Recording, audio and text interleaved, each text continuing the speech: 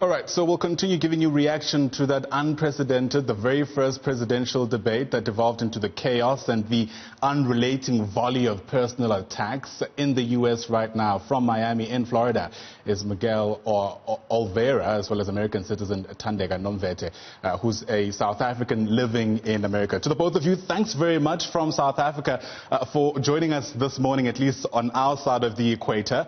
Tandeka, let me start with you. You have the history of what it means to be a South African, have spent time living in the U.S. Help us locate what we've just seen a few hours ago and whether or not it helps people in your position to decide who should lead the world power for the next 4 years. Absolutely. So I think, from my position, I already knew. I already know who I'm going to vote for. And if anything, watching that debate just solidified it for me. I'll be open and honest and say that I am not going to vote for Trump. There's no ways. And so I think Biden is really the better at this point. I think he was poised. I think he was cool, calm, and collected for the most part. And we'll be able to take this country and truly make it great again. Right. The big risk, of course, is that Trump has a very clear strategy about how he'd want to carry out things like a presidential debate. In fact, his interactions with Joe Biden had clear characteristics, if you like, remnants of his debate with Hillary Clinton. Miguel, let me bring you in. Do you think Biden did enough to stand his own ground in the midst of, I guess, an environment that Trump was trying to create, one of chaos, one of, unprecedented, unhinged exchanges? Well, I guess intellectually, if you actually pay attention to the transcript, I guess, then maybe you can read the messages he was trying to deliver. But yes, Trump did a very good job in just stomping over whatever point he was trying to make.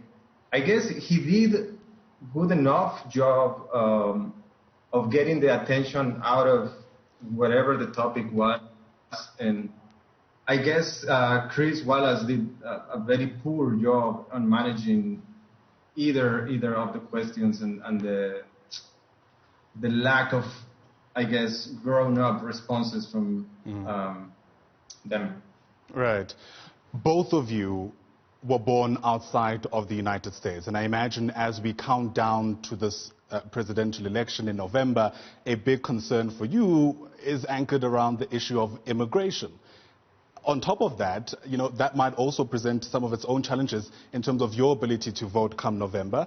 Take us through, I guess, the message that you think those who can vote should be hearing as we count down to those all-important polls. Absolutely. So, one of the things that Trump always talks about is the immigrants taking over this country, taking all of the jobs and whatnot, which is absolutely not true. Trump always paints a picture of how easy it is to get into this country, whereas we can tell you that it's very difficult. So I've been living in this country for 15 years. My husband Miguel's been living here for 5 years, and for the past 5 years that he's been here, we've been doing nothing but paperwork, trying to go through the legal process of getting permanent residency, of getting citizenship. It is just one interview after another.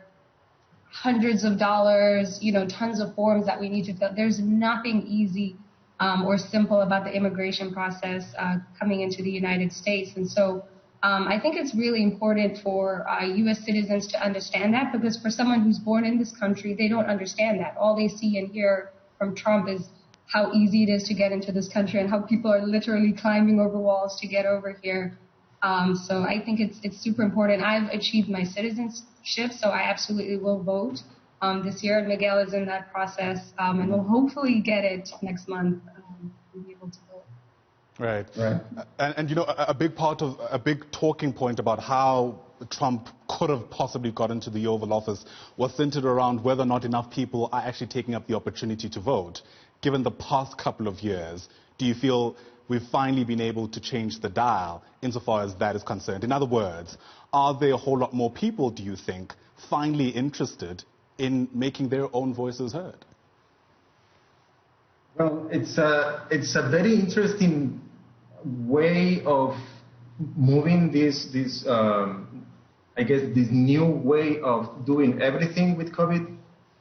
And I guess if people before didn't have the time or didn't wanted to make the time to go and vote, now it's more clear and more accessible to do it from home.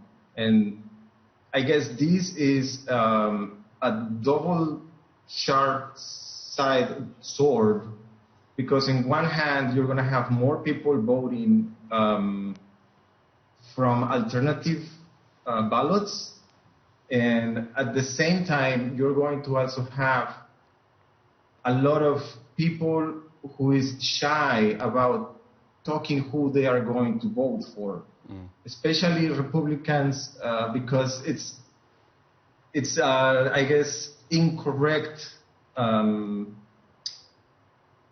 for them to just, and yes, I am voting for Trump. It's just like not politically correct. So they have these shadow voting numbers that are going to show up after the votes are counted.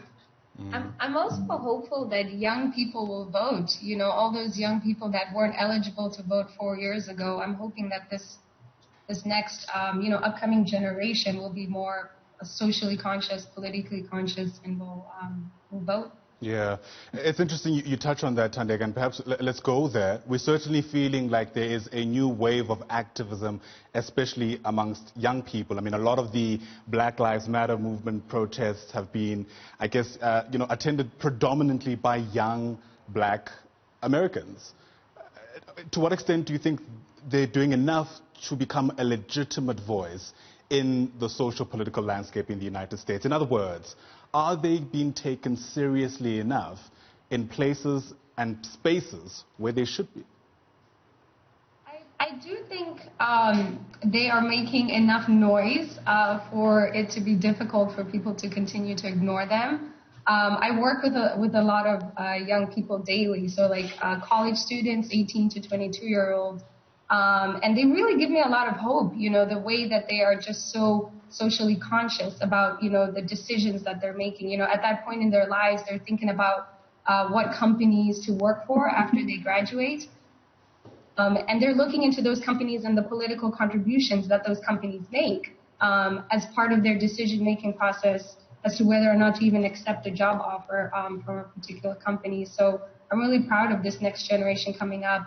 As you said, they really are at the forefront of this movement. When you take a look at any of the pictures, the videos, the footage from BLM movement, it's predominantly young people that are out there on the streets, putting their lives at risk too, even during these pandemic times, although a lot of people say that young people are immune or whatnot, to coronavirus, they're really putting their lives out there on the line to make their voices heard and to make it more difficult. And then we started to see a lot of companies issue hashtag BLM statements. Earlier this year, a lot of companies were, standing, and all of a sudden it became favorable to issue a statement from a company.